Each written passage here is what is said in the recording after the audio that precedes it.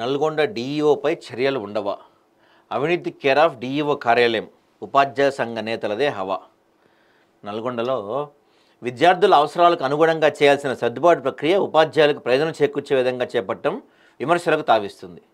విద్యార్థులకు విద్యాబుద్ధులు నేర్పించి ఉత్తమ విద్యార్థులుగా సమాజంలోకి పంపాల్సిన ఉపాధ్యాయులకే అధికార పార్టీ అండదండలు ఉన్న ఉపాధ్యాయ సంఘాల నాయకులను ప్రసన్నం చేసుకుంటూ లంచాలు సమర్పించుకుంటూ మరి తమకు నచ్చిన పాఠశాలలకు డిప్యుటేషన్ ఆర్డర్ చిటికలో తెచ్చుకుంటున్నారంట.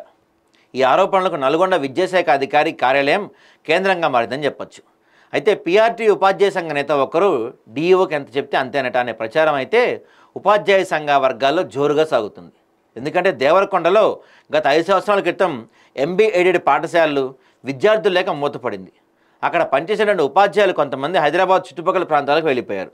కానీ గణితం బోధించే ఒక ఉపాధ్యాయులు పిఏ పల్లి, చందంపేట, మల్లేపల్లి, డిండి, నేరేడుగొమ్మ జిల్లా పరిషత్ పాఠశాలను కాదని హైదరాబాద్ నుంచి తను సులభంగా వచ్చిపోయే విధంగా తనకు అనువుగా ఉండే చింతపల్లి మండలం వెంకటేశ్వర నగర్ మాల్ అంటారు దీన్ని, జెడ్పీహెచ్ పాఠశాలలో గత 3 సంవత్సరాలుగా అధికార సంఘ నాయకుల ప్రోత్సాహంతోనే ఓరల్ డిప్యుటేషన్పై విధులు నిర్వర్తిస్తుంది. ఈ సంవత్సరం కూడా పాఠశాలకు అదేవిధంగా రాగా ఆ పాఠశాల హెడ్ మాస్టర్ అభ్యంతరం చెప్పడంతో కంగుతున్న లెక్కల పంతులమ్మ పీఆర్టీయూ సంఘం నేత అయిన జాన్ మాస్టర్ని ప్రసన్నం చేసుకుంది.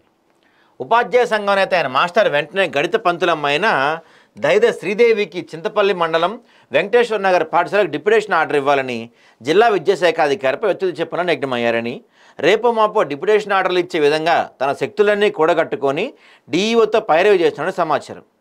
చింతపల్లి మండలానికి సంబంధించి ఇప్పటికే పోలేపల్లి, రామ్నగర్ పాఠశాలకు 4 ఉపాధ్యాయులు డిప్యుటేషన్ ఆర్డర్పై వెళ్లారని, కొన్ని పాఠశాలల విద్యార్థులు ఎక్కువ, ఉపాధ్యాయులు తక్కువగా ఉన్నారని అక్కడ పాఠశాల ఉపాధ్యాయులను సర్దుబాటు చేయాలని మిగతా సంఘాల నాయకులు డీఈఓకి ఎన్నిసార్లు వినతిపత్రాలు ఇచ్చినా కూడా డీఈఓ మాత్రం మౌనం వహిస్తూ చిరునవ్వుతూ తన పని చేసుకుంటూ వెళ్తున్నారంట.